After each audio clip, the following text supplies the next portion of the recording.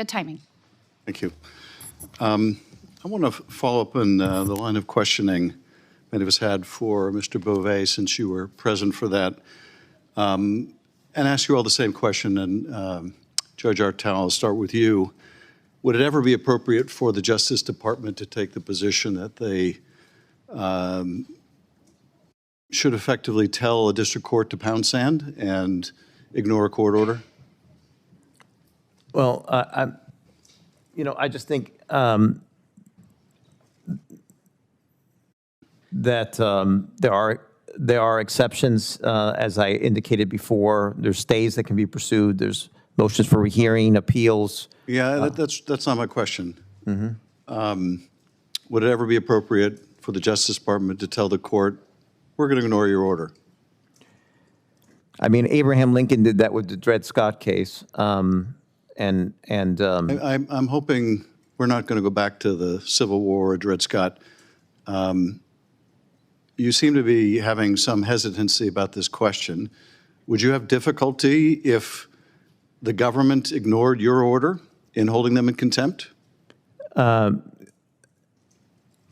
Senator, I would not have any difficulty enforcing any court order that I enter. Obviously, if I enter a court order, I would expect it to be followed, no matter who the party is. Including by the Justice Department under the Trump administration? Including the government as well, yes.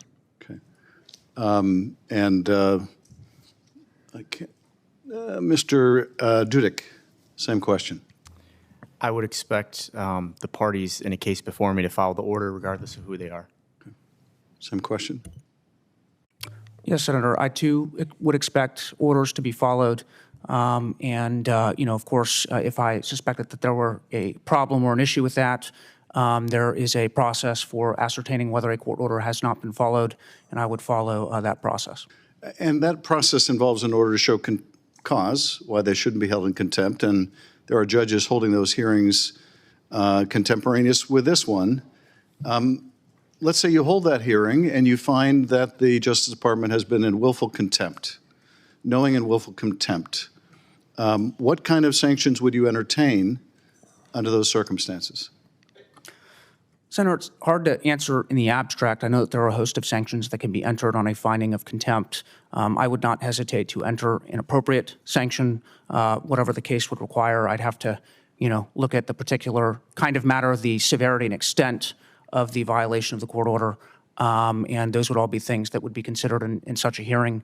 But what I can say just as a general matter is I would expect that any lawful order that I issue with jurisdiction over the case and the parties should be followed unless or until stayed or reversed or disturbed otherwise on appeal. Well, and building on that answer, Ms. Gaylord-Moe, let's say that the contempt involved rendering someone out of the country to a maximum security prison in violation of their right to be heard, in violation of habeas corpus. What kind of sanction would you order if you found after a hearing and in order to show cause that the government was willfully in contempt? Senator, I'm obviously not going to comment on any pending cases, and I'm not going to weigh in on political controversies. I can tell you that the answer to your question is, do I expect the parties in a case that's pending in front of me to comply with my orders? And the answer is yes. And you would expect that, notwithstanding the fact that they may choose to appeal or choose to disagree with your order, in the absence of a higher court judgment that stays your order, you would expect and you would indeed compel the government to comply, would you not? As a judge, I follow the law, and I expect the parties to do the same. Okay, that doesn't really answer my question. So in the absence of an appeal from your order, in the absence of a stay of your judgment, if the government refuses your order, would you hold them in contempt? If the elements that would make contempt appropriate under the law were met, and I held a hearing that I felt satisfied that at the conclusion the law compelled the entry of contempt sanctions, then absolutely I would do that. Okay, thank you. I yield back. Thank you, Senator Schiff, and thank you so much for our nominees for being here with us today. I know people traveled far and wide to join you. That means they support you and wish all the best in your future careers.